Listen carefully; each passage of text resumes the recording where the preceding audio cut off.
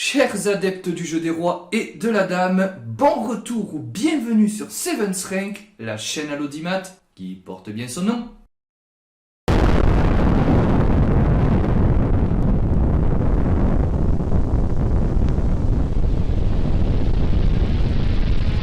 Suivez-moi, voulez-vous, de l'autre côté de l'Atlantique, aux États-Unis d'Amérique, à la rencontre de la mémoire du grand Arthur Bisguier, ou Arthur Bisguier, né le 8 octobre 1929 à New York et mort le 5 avril 2017 à Framingham, dans l'État du Massachusetts. Alors, pourquoi parle-je du grand Arthur Bisguier? Car son CV, disons-le, a le style et la classe. Quintuple représentant des USA lors des Olympiades, notre grand maître international depuis 1957, aujourd'hui à l'honneur, multiple champion des États-Unis, catégorie adulte puis senior, participa à 2 tournois interzonaux en 1955 et 1962, qualificatifs pour les matchs de championnat du monde.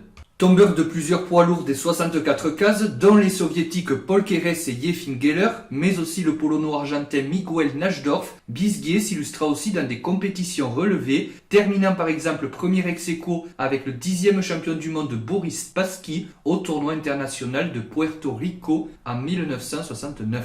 Un nouvel hommage donc que je désire rendre à ce grand nom de notre discipline. En likant cette vidéo, plus que me soutenir, vous avaliserez ce travail de mémoire qu'au demeurant je me fais le plaisir de réaliser. Je vous laisse maintenant savourer comme il se doit l'éclatante miniature qui suit. Enjoy! Nous sommes à la 9e ronde du tournoi de Zagreb en Yougoslavie le 23 avril 1965 et Bisguier avec les Blancs a fort à faire puisqu'il est opposé à la sommité danoise des échecs Bent Larsen dont nous reparlerons évidemment. Alors Bisguier choisit pour son premier coup D4, Larsen répond G6 et après E4 et fou G7, c'était l'idée de G6, développer le fou du roi en fianchetto, nous avons transposé dans la fameuse défense moderne. Et je garde les explications et les enjeux de cette défense pour une autre fois, puisqu'après quelques coups nous allons transposer dans une ouverture que nous avons déjà rencontrée dans cette chaîne, à savoir la défense Pirc. Donc la défense moderne, également appelée défense Robatch, fera l'objet d'une autre vidéo. Quant à la défense Pirc, je vous invite à aller voir les vidéos que j'ai déjà réalisées sur le sujet, à propos des pièges d'ouverture, et où je développe sur l'histoire et les enjeux de cette défense, donc allez voir, ça vaut le coup. Et si vous me demandez la différence entre les deux défenses, on est d'accord, très ressemblantes, je vous dirai que ça dépend de la position du cavalier G8. Si dans ce schéma précis il vient sur F6, comme c'est le cas ici, c'est la défense Pirc.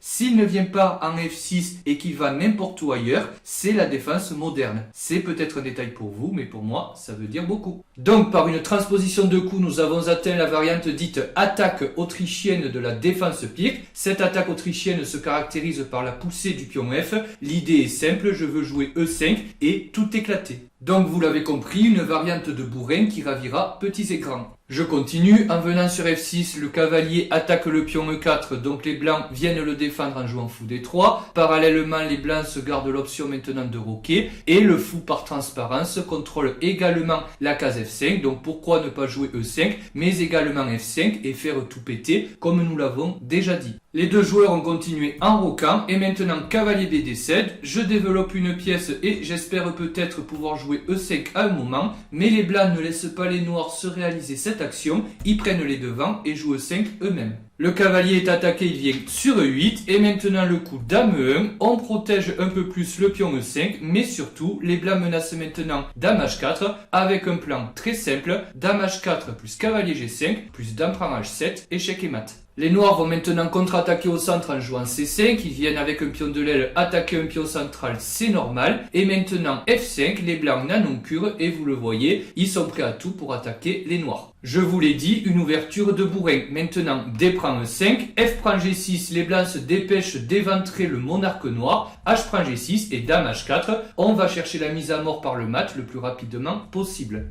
Ici, Larsen qui sous-estime le danger continue par E prend D4 et maintenant fou H6, une autre grande idée de cette ouverture, on essaie de troquer notre fou contre le fou adverse et par là même éliminer le puissant défenseur du petit roc des noirs. Maintenant cavalier E F6, cavalier G5 on continue continue comme prévu et cavalier E5, ce coup qui vise à faire main basse sur le fou de case blanche des blancs, constitue en fait l'erreur tragique. Donc si vous le désirez, je vais vous laisser mettre la vidéo sur pause et chercher le coup qu'il y a à trouver, et trouver le coup qu'il y a à chercher. A tout de suite. Et dans cette position, Bisguier a joué, tour prend F6, un coup de tonnerre qui en fait gagne tout simplement une pièce. Puisqu'en cas de E prend F6, on aurait cette fois fou prend G7, et si jamais on prend le cavalier, alors il y aurait dame H8, échec et mat. Et après fou prend G7, je précise que si à la place on joue roi prend G7 et qu'on refuse le cavalier, cette fois il y a dame H7, échec et mat. Après le coup de tonnerre, tour prend F6, il nous faut examiner une dernière variante.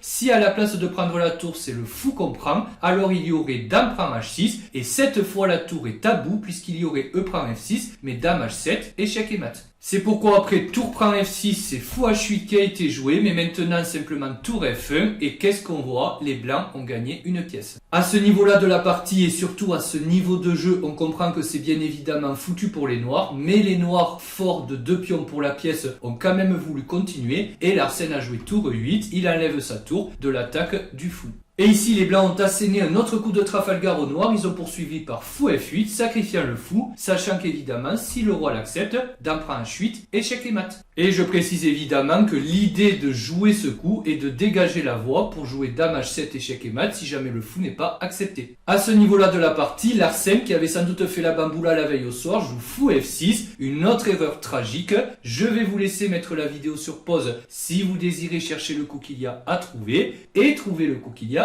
à chercher. A tout de suite.